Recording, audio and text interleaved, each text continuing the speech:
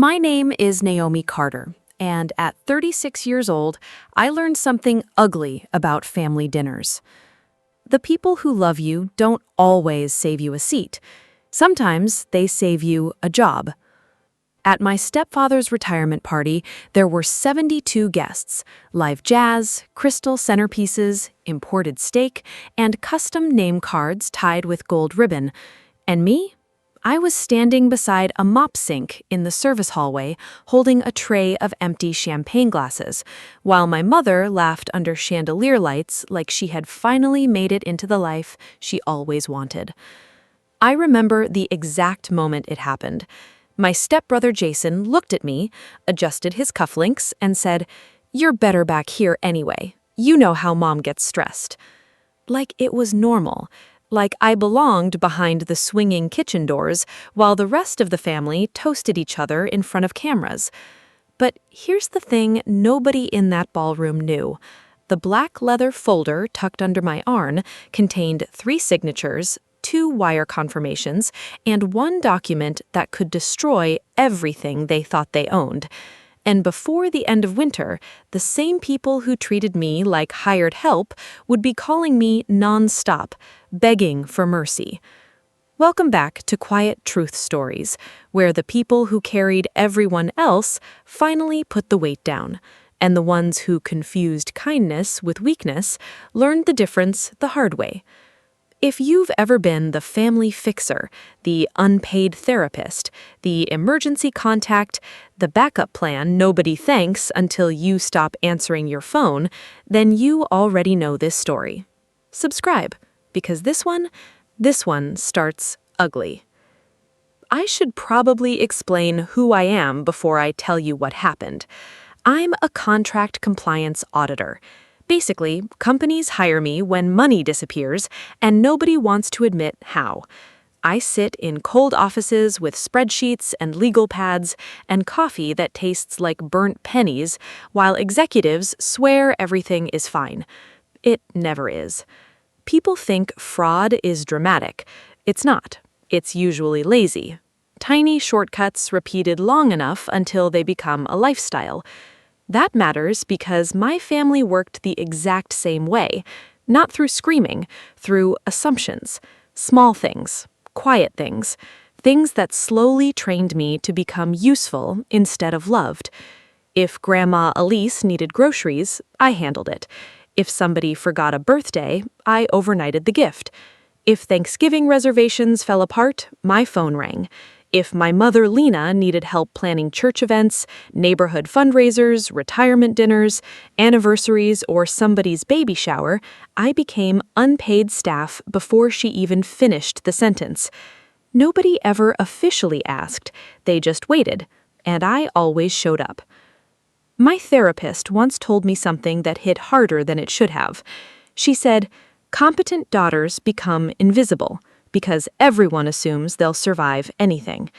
At the time, I laughed. 3 years later, I cried in a Target parking lot because I realized she was right. The retirement gala was my mother's masterpiece. My stepfather, Richard Hall, was retiring after 31 years as regional director for a logistics company. Richard loved applause the way some men love oxygen. The man could turn returning a shopping cart into a TED Talk. He needed audiences, needed admiration, needed rooms where people laughed slightly too hard at his jokes, and my mother built her entire life around helping him feel important. Lena Hall believed appearances were survival, matching napkins, perfect lawns, holiday cards with coordinated sweaters. You could be emotionally starving inside her house, but the throw pillows would look incredible. Jason inherited Richard's confidence. Tall, handsome, one of those guys who says bro every third sentence and somehow still gets promoted. People loved him because he smiled while disappointing them.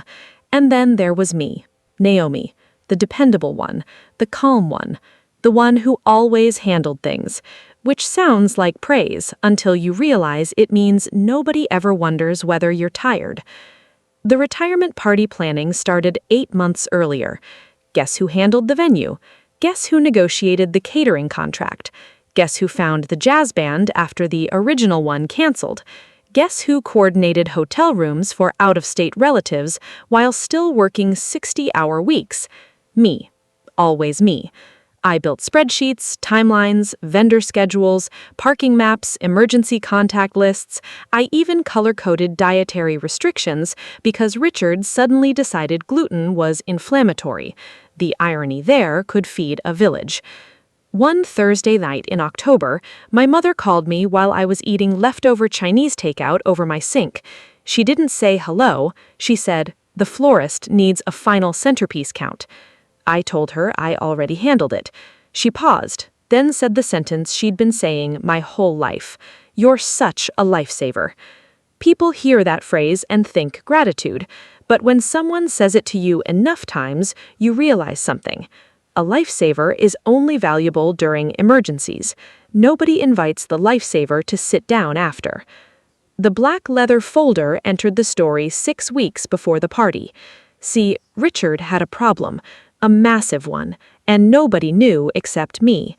2 years earlier, Richard asked me to help review investment documents connected to a commercial property partnership. "Just look over the paperwork real quick," he'd said. Never ask an auditor to look real quick. That's like asking a bloodhound to casually sniff around. Within 40 minutes, I found missing disclosures, then hidden liabilities, then unpaid tax obligations tied to one of the shell LLCs. Richard had invested heavily in a development project with 3 other partners. Except the project wasn't stable, it was drowning. And Richard had quietly leveraged part of the family assets trying to keep it alive, including the lake property my mother thought was fully secure, the house she bragged about constantly, the legacy property. If the deal collapsed publicly, everything would unravel. Richard panicked, and because I was Naomi, dependable Naomi, fix-it Naomi, he came to me. I spent 18 months helping restructure documentation, negotiating penalties down, coordinating with attorneys, and locating financial discrepancies the original accountants missed. Hundreds of hours. Unpaid, quiet, invisible. And eventually, I saved him. Not emotionally, financially. The final settlement agreement landed 2 weeks before the gala. Richard's name was cleared. The debt exposure was neutralized, and the family property stayed protected. The black leather folder contained the finalized documents. I planned to hand it to him privately that night. I thought maybe, for once, he'd look at me differently. Maybe he'd say thank you in front of people. Maybe he'd introduce me as more than our Naomi. Maybe. Hope is embarrassing when you finally see it in daylight. The ballroom looked gorgeous. I'll give myself credit there. Tall candle arrangements, gold lighting, deep navy table runners, soft jazz floating through the room. The kind of event where everybody takes photos pretending their families actually talk to each other outside holidays. I arrived 3 hours early because the caterer had messed up seating placements. Of course they had. By 7:30, guests started arriving. By 7:15, I realized my name wasn't on the seating chart. At first, I assumed it was a printing mistake. Then I checked again, and again. Table 1, corporate executives. Table 2, immediate family. Table 3, Jason's friends. Table 4, church leadership. My name wasn't anywhere. I stood there staring at the chart while people brushed past me holding champagne glasses. Nobody noticed. That's the thing about invisible people. The world gets very comfortable looking through them. Then Jason appeared beside me, smirking. "Hey," he said casually, "small change. Mom thought you'd probably be more comfortable helping backstage." Backstage, like I was crew, not family. I asked where I was sitting. He shrugged. "There's a setup spot near the service corridor." A setup spot. He said it so easily, like this was reasonable, like the woman who built the entire event should naturally eat beside industrial dish soap. I remember my heartbeat slowing instead of speeding up. That scared me more than anger. Because when your heart goes cold, it usually means something inside you just finished breaking. The setup spot was a metal folding chair beside stacked banquet trays and a rolling laundry cart. No table, no place setting, no water glass. The fluorescent lights buzzed overhead. I could hear applause through the wall. Richard was giving his speech, a speech I helped write. I sat there holding the black folder while staff members rushed past carrying dirty plates. And suddenly every year hit me at once. Every forgotten birthday, every favor, every emergency, every moment I showed up for people who only remembered me when something needed fixing. I thought about the night my car battery died during a snowstorm and nobody answered. The surgery I drove myself home from. The Christmas morning I spent assembling Jason's kids' toys while everyone else drank mimosas. The way my mother introduced me at parties. This is Naomi. She keeps us all organized. Like I was software, not a daughter. Then came the moment, the exact moment everything changed. A server walked past holding a tray of champagne, and through the ballroom doorway I saw Richard raising a glass. "To family," he announced. Everybody cheered. Everybody. And I realized something so clear it physically hurt. I wasn't family to them. I was infrastructure, useful, reliable, replaceable. That realization didn't make me cry. It made me calm, dangerously calm. I stood up, picked up the black folder, walked into the ballroom, and for the first time in my life, I didn't move like someone asking permission to exist. I crossed the room slowly. People smiled politely. A few nodded. Nobody understood what they were watching. My mother noticed first. Her expression tightened instantly. Not concern, fear. Fear that I might embarrass her publicly. That was always the real family value. Not kindness, presentation. Jason stepped toward me. "Naomi, what are you doing?" he whispered. I looked directly at him and said quietly, "Exactly what all of you expected me to do." Then I handed the black folder to Richard, in front of everyone. He opened it. His face changed immediately. Confusion, recognition, panic. The room kept buzzing around us while he flipped through the settlement documents, the signatures, the releases, the property protection agreements, the disaster I spent 18 months fixing. He looked up at me, actually looked at me, for maybe the first real time. "What is this?" my mother asked. I answered before Richard could. "It's the reason you still own the lake house." Silence. Not movie silence, real silence, the kind where forks stop halfway to mouths. Richard stared at me. "You handled all this?" I almost laughed. Handled. There was that word again. "Yes," I said. Jason stepped closer. "Why are you making a thing right now?" That sentence, that exact sentence. Not "thank you," not "holy hell," not "you saved us." Why are you making this a thing? I looked around the ballroom, at the decorations, the centerpieces, the carefully curated image of perfect family success. Then I looked back at my mother. "You sat me next to a mop sink," I said quietly. Her face changed, not guilt, annoyance, like I was being inconvenient. "Oh, Naomi," she sighed, "you know how stressful tonight is." There it was, the translation. Your pain is less important than our comfort. I nodded slowly. Then I said the sentence that cracked everything open. You don't get to use people and still call it love. Nobody moved. Richard closed the folder. My mother's eyes darted around the room, measuring witnesses. Jason muttered, "This is insane." But the weird thing, for the first time in years, I felt completely sane, crystal clear. I set my event badge on the nearest table, the one labeled coordinator. Then I smiled. Not dramatically, not bitterly, just tired.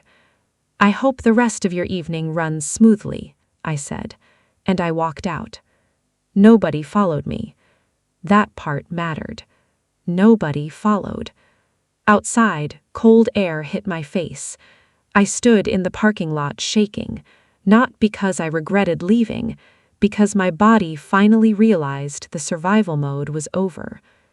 I drove home in silence. The first crack appeared 4 days later. My mother called at 8:11 in the morning, not to apologize, to ask for passwords. "Naomi, the florist invoice portal isn't working." I stared at my coffee, then realized something. She genuinely believed the problem here was administrative, not emotional, not relational, technical, like the entire disaster could be solved if I just logged back in. I told her the login credentials were in the shared drive. Silence. What shared drive? Exactly. See, for almost 12 years, I quietly managed every digital system tied to the family. Calendars, tax reminders, insurance renewals, medical scheduling, holiday planning, property maintenance logs, passwords, contacts, everything. Nobody noticed because invisible labor only becomes visible when it stops. By week 2, the Hall family machine started smoking. Richard missed a property insurance deadline. Jason forgot his daughter's school enrollment paperwork. My mother double-booked 2 church events and somehow blamed the church secretary. The lake house cleaning service quit because nobody paid the invoices on time. 3 separate relatives called me asking if I knew why things suddenly felt chaotic. Suddenly. That word almost sent me into orbit. Nothing about this was sudden. I'd been carrying their chaos for over a decade. They were just finally feeling the weight themselves. Jason texted me one Friday night. "You're dragging this too far." I stared at the message for a long time, then typed something I'd never said to him before. "I'm not dragging anything. I just put it down." No response. A week later, my mother showed up unannounced at my apartment. Classic Lena move. She arrived carrying banana bread, like emotional manipulation should qualify for frequent flyer miles. She stood in my doorway, smiling too brightly. "I thought we could talk." Translation: I thought I could regain control. I let her in, because some tiny, stupid, hopeful part of me still wanted a mother instead of a manager. She sat on my couch and immediately started discussing practical issues: the valet company, the reimbursement confusion, Richard's stress, Jason's workload. Not one question about me. Not one. Finally, I interrupted. "Mom," she paused. "Why was I sitting in a service hallway?" Her expression shifted instantly. Annoyance again. Then came the sentence I'll probably hear in my nightmares forever. "You know you're stronger than the others." That's how she justified it. Not because they loved me less, because they believed I could tolerate more.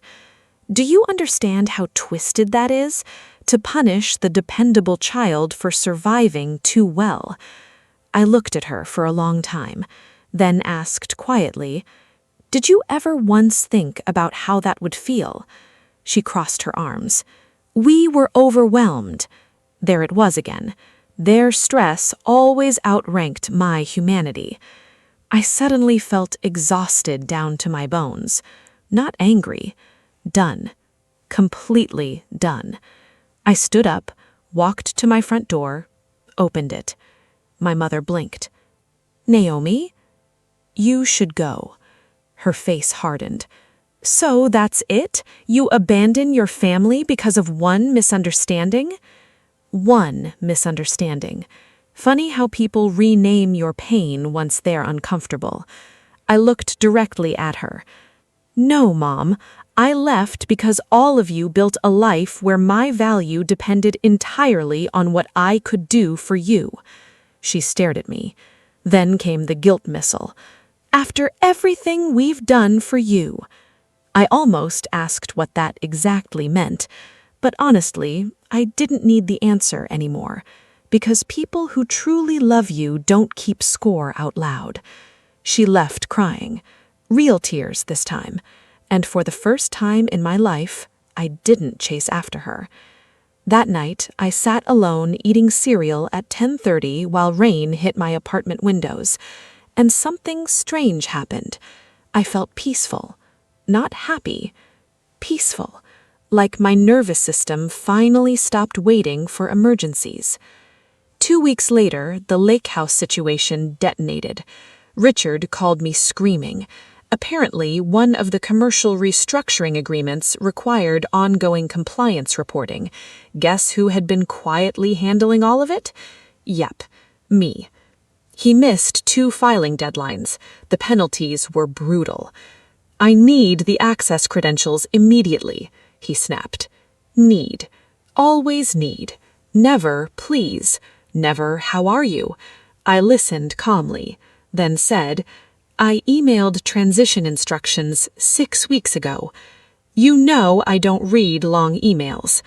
That sentence right there explains half of the disasters wealthy men create. I almost laughed. Instead, I said, then hire somebody. Silence. Pure, offended silence. Richard genuinely couldn't process the idea that I might no longer exist as family support staff. You're being selfish. Selfish. Another fascinating word. People only call you selfish after you stop sacrificing yourself for their convenience. He hung up furious. I went back to work. That night, my grandmother called.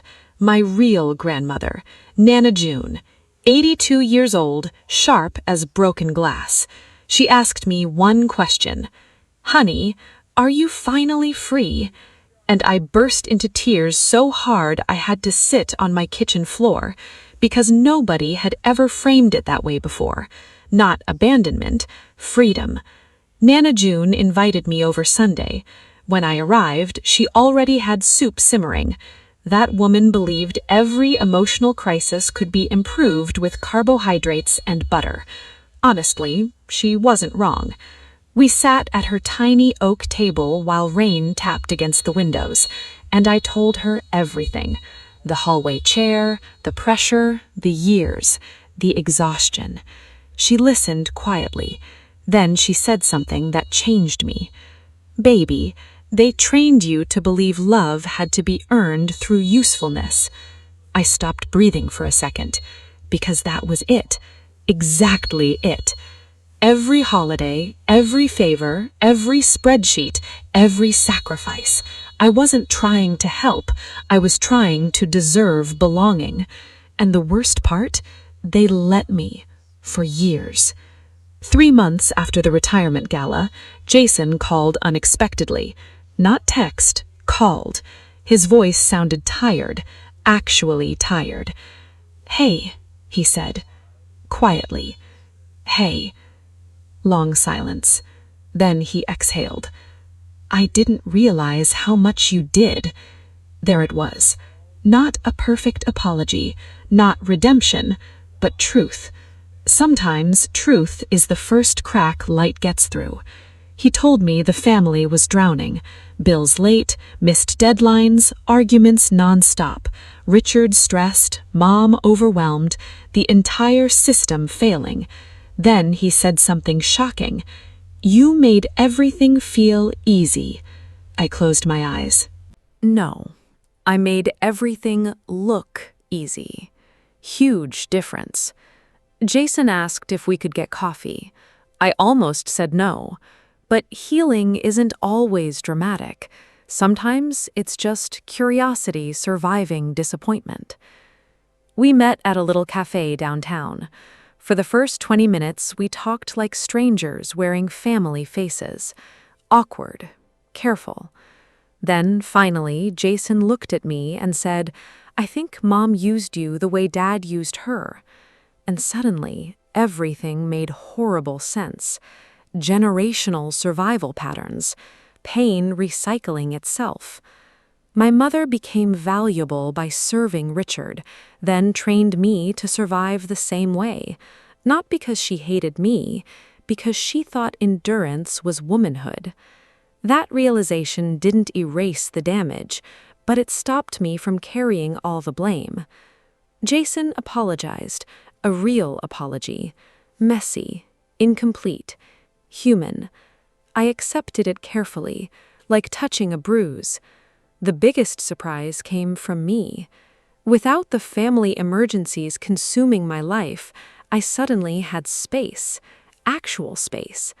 I started sleeping better, started cooking real meals, started reading novels again, started taking walks without checking my phone every 6 seconds. And then something wild happened. I met somebody. His name was Daniel, architect, quiet eyes, laugh like warm whiskey. We met because I accidentally spilled cold brew on his blueprints at a coffee shop. Romantic comedy nonsense, except real.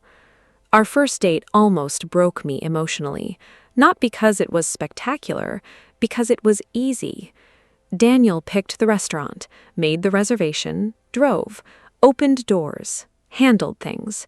And halfway through dinner, he asked me a question nobody had ever really asked before. What helps you feel taken care of?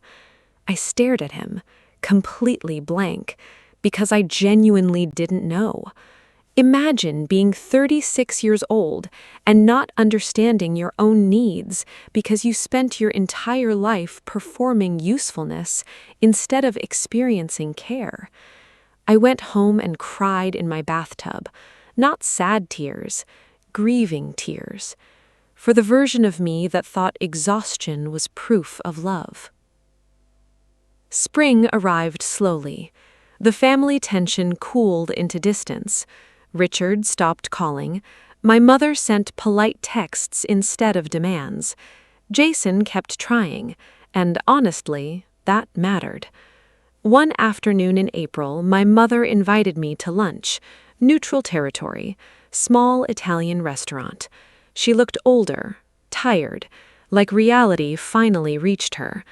Halfway through the meal, she quietly said, "I think I spent so long trying to keep everybody happy that I forgot to see you." That sentence hit harder than any apology, because it was true, and because somewhere deep down, I think she finally understood what she'd done. I didn't rush to forgive everything. Healing isn't a Hallmark movie. Some wounds close slowly, some never fully do. But for the first time, we talked like two women, instead of a manager and her unpaid assistant. That mattered too. A year later, Nana June passed away peacefully in her sleep. At the funeral, family members kept approaching me asking logistics questions. Parking, programs, reception timing. Old instincts flared immediately. I almost took over. Almost. Then I stopped. And you know what happened? Other people figured it out. Not perfectly, but adequately. That was the final lesson. The world does not end when you stop overfunctioning. People adapt, systems adjust. And sometimes the only reason everyone depended on you was because nobody else ever had to try. 6 months after that, Daniel and I bought a small house together.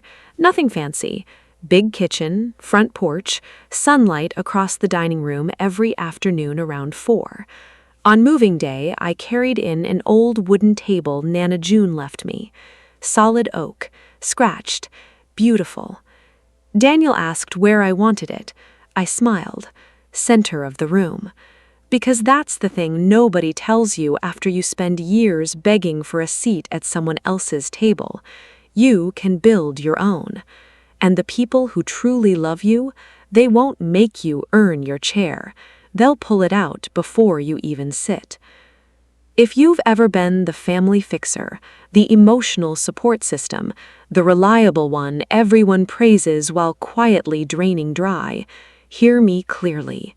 You are allowed to stop. You are allowed to rest. And you are absolutely allowed to choose yourself before the people who only choose you when they need something handled. That doesn't make you selfish. That makes you free.